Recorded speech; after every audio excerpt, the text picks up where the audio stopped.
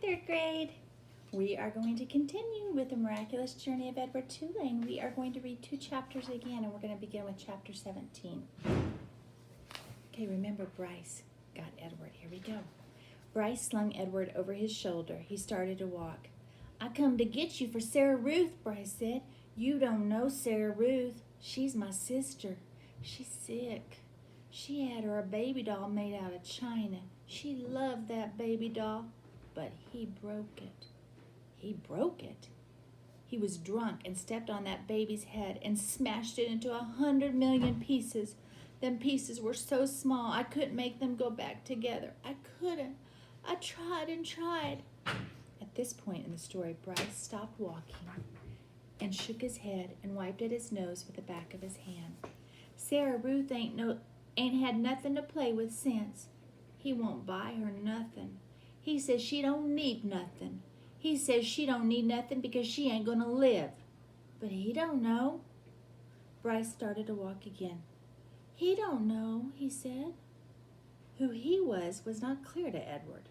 What was clear that he was being taken to a child to make up for the loss of a doll.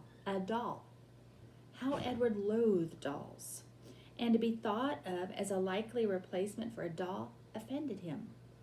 But still it was, he had to admit, a highly preferable alternative to hanging by his ears from a post.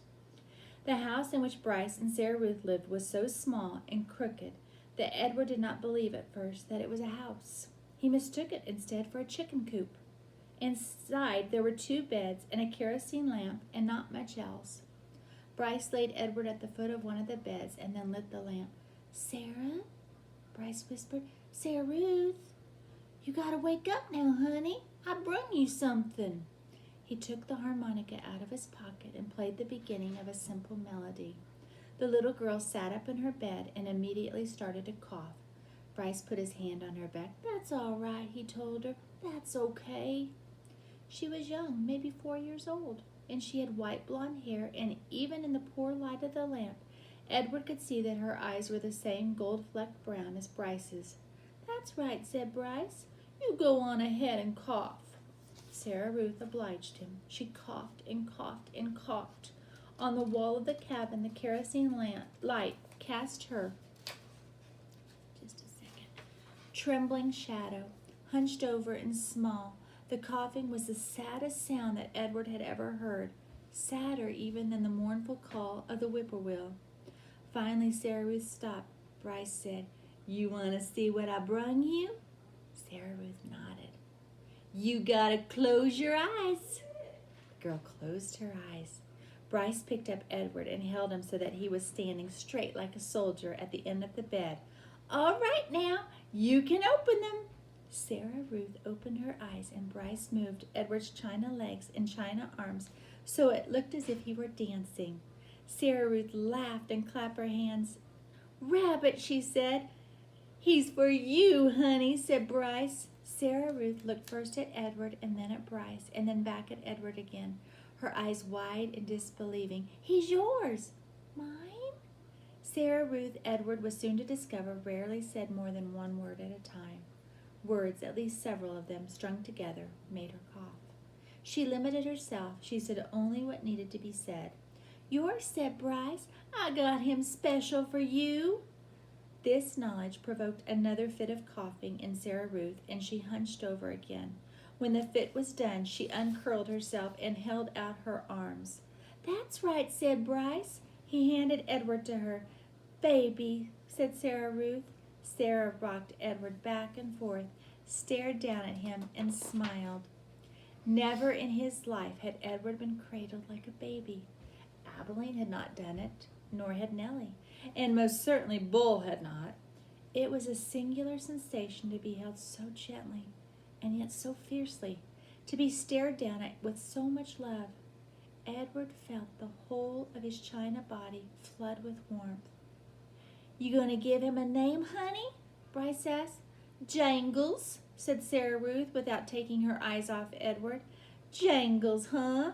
That's a good name. I like that name." Bryce patted Sarah Ruth on the head. She continued to stare down at Edward. "Hush," she said to Edward as she rocked him back and forth. From the minute I first seen him, said Bryce, I knew he belonged to you. I said to myself, that rabbit is for Sarah Ruth for sure. Jangles, murmured Sarah Ruth.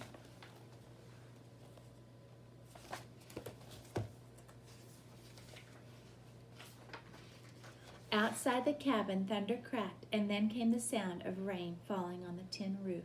Sarah Ruth rocked Edward back and forth, and Bryce took out his harmonica and started to play, making his sound keep rhythm with the rain. Chapter 18. Bryce and Sarah Ruth had a father. Early the next morning, when the light was gray and uncertain, Sarah Ruth was sitting up in bed, coughing, and the father came home. He picked Edward up by one of his ears and said, I ain't never. It's a baby doll, said Bryce.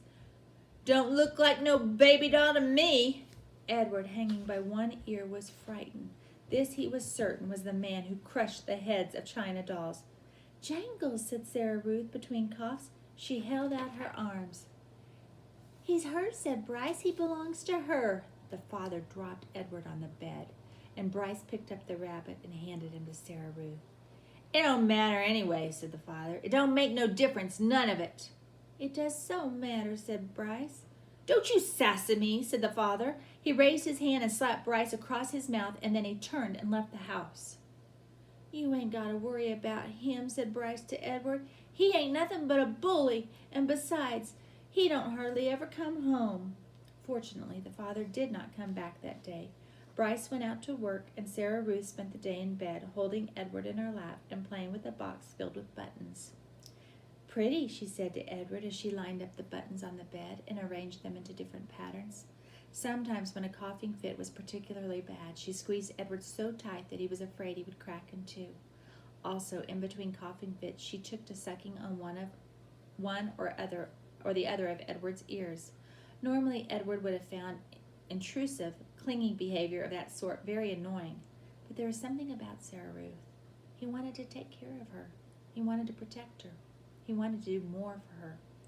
At the end of the day, Bryce returned with a biscuit for Sarah Ruth and a ball of twine for Edward. Sarah Ruth held the biscuit in both hands and took small, tentative bites. You eat that all up, honey. Let me hold Jangles, said Bryce. Him and me got a surprise for you. Bryce took Edward off in a corner of the room, and with his pocket knife, he cut off lengths of twine and tied them to Edward's arms and feet, and then tied the twine to sticks of wood. See, all day I was thinking about it, Bryce said. What we're going to do is make you dance. Sarah Ruth loves dancing.